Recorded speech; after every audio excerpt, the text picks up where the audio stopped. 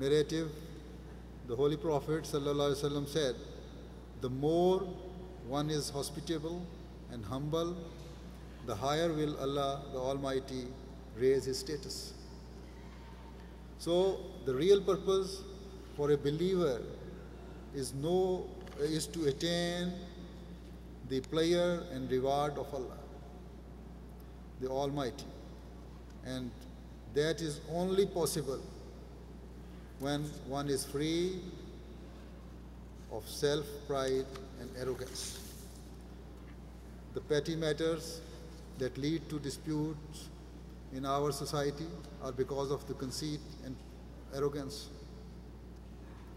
Every Ahmadi should keep in mind that on the one hand, we express our uniqueness in the sense that we are those people who believe, who have been rewarded by the Allah, the Almighty. But on the other hand, if we have basic weaknesses within ourselves, how can we persuade others that this is a reward?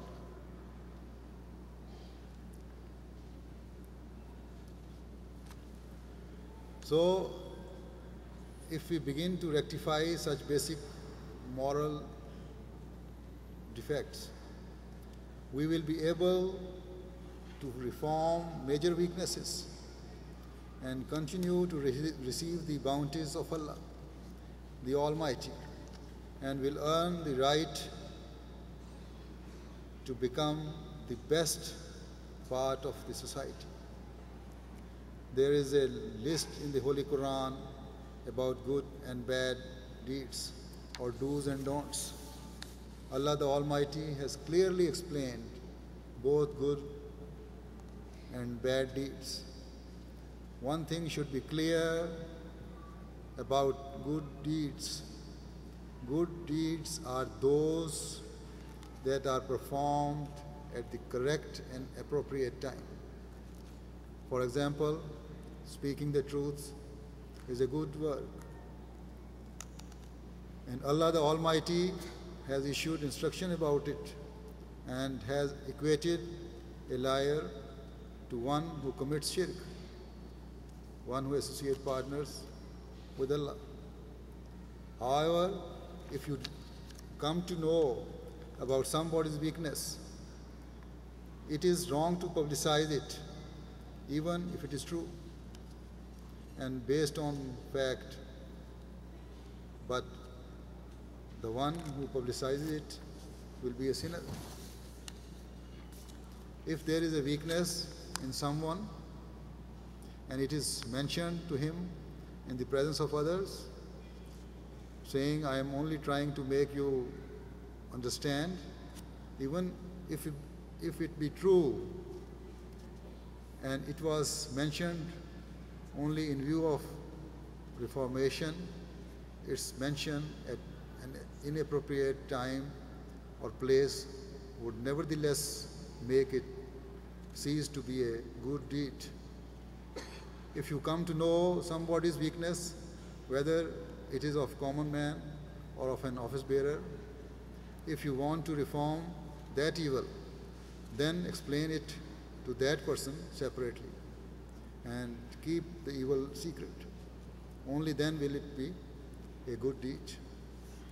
There are many films being shown nowadays about theft, robbery, violence, etc. The script writers and filmmakers give the impression that if they are showed such scenes where the villains meet a sorry end, people will learn a good lesson. But in reality, children and youngsters do not learn from the ending. Rather, they learn ways and methods of committing evil, theft, murders, robberies, and terrorism, thereby destroying the peace of the society and destroying homes Now voices are starting to be raised against this, saying this is a wrong. Instead of reformation, one sees that crimes are on the increase. However, Islam taught us 1400 years ago that evil should not be publicized. To stop evil, counsel wisely but in private. So evil in society starts from little things.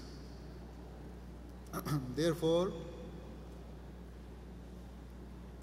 it is every Ahmadi's task to create an atmosphere in society where instead of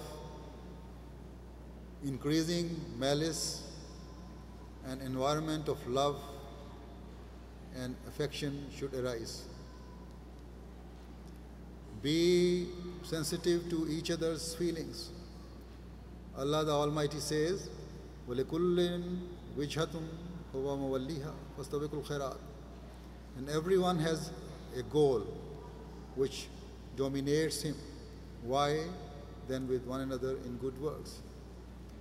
This is to say that everyone has a purpose. Therefore, always keep this commandment in mind. It means that you must keep an eye on your weak brothers in respect of those good deeds that you have attained, and try to make your other brothers a part of it and take them along with you. If you find weaknesses in anybody, instead of making them public, try and reform them with sympathy and compassion. And by doing this, you would be attempting to create a pure and peaceful society. This pure society is that which a Muslim has been ordered to establish, and to establish which in this age God Almighty has sent Prophet Musa. Thus, every Ahmadi should try to establish a pure society. This condition cannot arise until compassion arises in every Ahmadi's heart. Unless everyone treats the others like his own kinsmen, unless the walls of color, race, and nationality are made to fall, unless Asian, white, and African American consider themselves as Ahmadis, as human beings, equal to each other, and do their utmost to discharge the rights of others.